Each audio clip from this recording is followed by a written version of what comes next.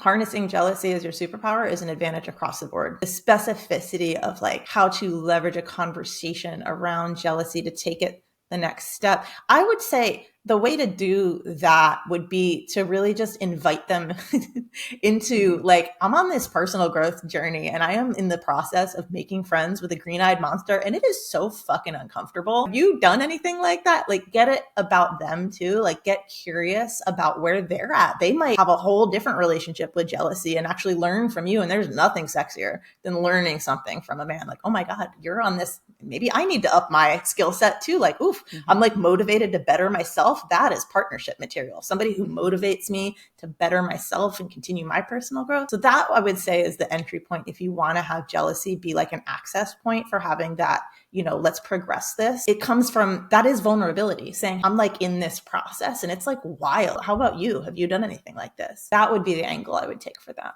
Okay. Yeah, I've noticed that curiosity is way underrated in relationships. Major aphrodisiac.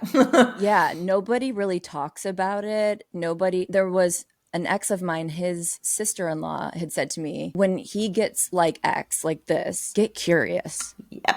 And when she said that to me, it was like the brightest light bulb went off. Yes. It was like, but I realized it was just the sun and I still didn't have You're like, any I need realizations. sunglasses. Yes, yeah.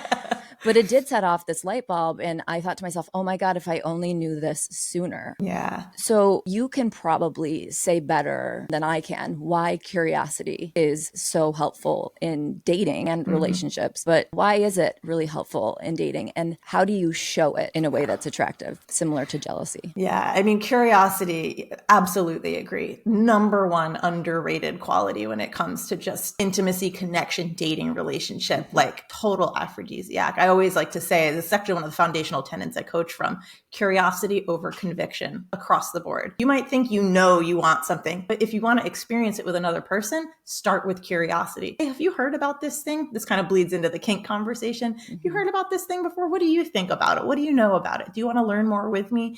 The curiosity is an invitation, and that enables somebody to be a part of something with you. So, I mean, the ways to utilize that, I mean, right out the gate, just on date one, leading with curiosity about this person. Your goal on date one is to understand another person. That comes with questions. Okay. So I want to jump in right there because so I work with clients. I'm a dating coach, but I also am a banter coach. I teach guys how to have great banter.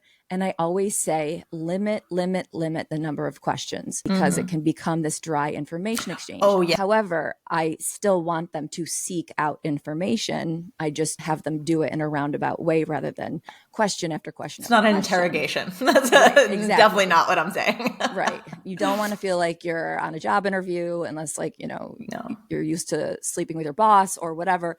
You want to actually feel like you're on a date or in a romantic situation. That's why I say start with like a share, like even when we were talking about jealousy, like, hey, this is a thing going on for me. This is something I'm newly interested in. How about you? Like kind of inviting them into that rather than like, what are your hobbies? What are your favorite clubs? What's your favorite food? That way it's a shared experience and you're letting them into something about you as well. Right. And when it's curiosity, it's different than information seeking. Yeah. 100%. And it has a completely different vibe. Completely. You're listening. It's called active listening rather than waiting for your turn to talk. You're actually interested in what that person's going to say. And this kind of loops it around in how curiosity is just as valuable on your first date as it is on your 50th wedding anniversary. Yes, absolutely. The death of relationships is the assumption that you know what your partner's going to say, you know what they're going to do. There's no surprises anymore. This is something I say to couples a lot who are like, oh, we finish each other's sentences. I'm like, isn't that just called interrupting?